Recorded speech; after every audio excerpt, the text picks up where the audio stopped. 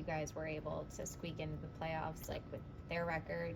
What are the message points about the importance of this game against the Chargers in particular? It's kind of like it's been said all year. This next one is important. Obviously, we're sitting at 4-6.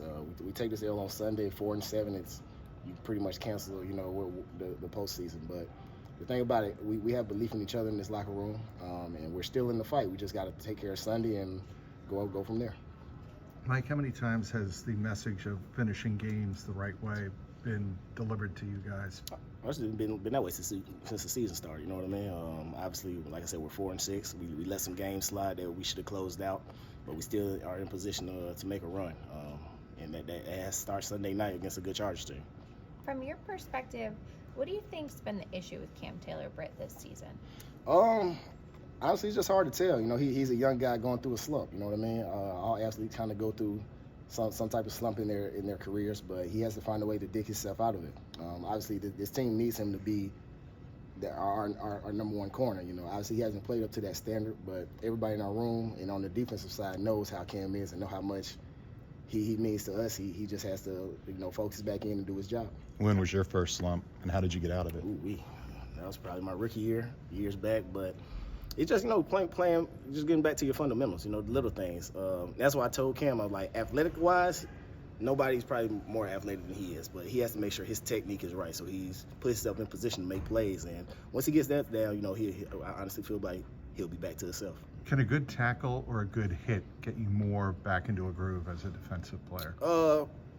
Probably a good tackle for sure. And honestly, tackling has been an issue for us as a defense as a whole, not just on Cam, but just overall, we just got to be better as a defense. It's not everything doesn't just fall on Cam. Everybody has to up their performance for us to play better. Do you think you're having one of your best seasons?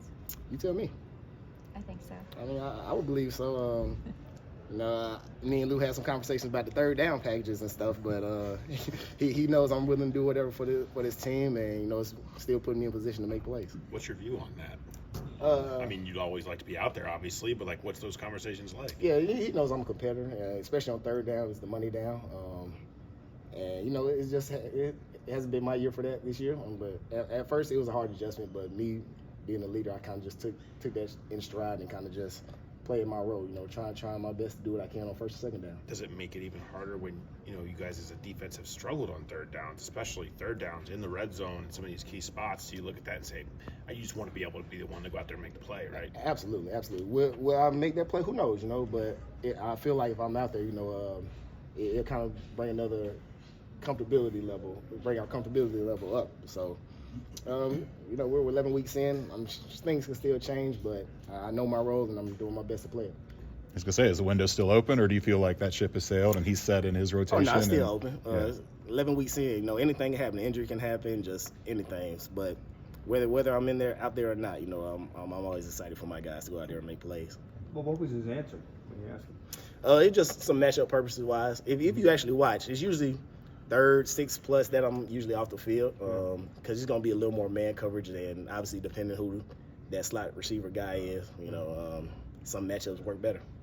Do you think that can change? Has he given you the indication that, hang tight because maybe, my approach could change? Yeah, for sure. And that's the thing. Me and Lou had this conversation early in training camp, so we kind of had an understanding of how it was going to go, and he knows I'm always ready when my number is called, so we'll see. You feel stronger and fresher at this point of the year because of that? I will say that. It definitely takes a toll off my body, especially, how physical I am. It kind of refreshes me a little bit. So when my number's called, though, I'll be ready to go. There's obviously go ahead.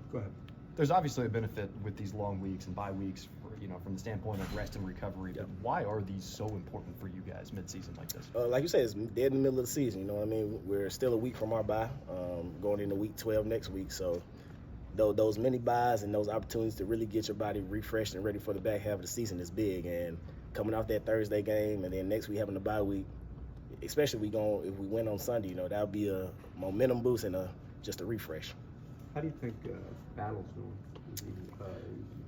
You guys are using him more. Yeah, he's coming along. He's learned a lot from Vaughn, and he's growing. Going into his second year, he's playing a lot more, communicating a lot better, and making plays when he has the opportunity. So I expect him to keep growing and really be a vocal point in this defense. Is that communicating?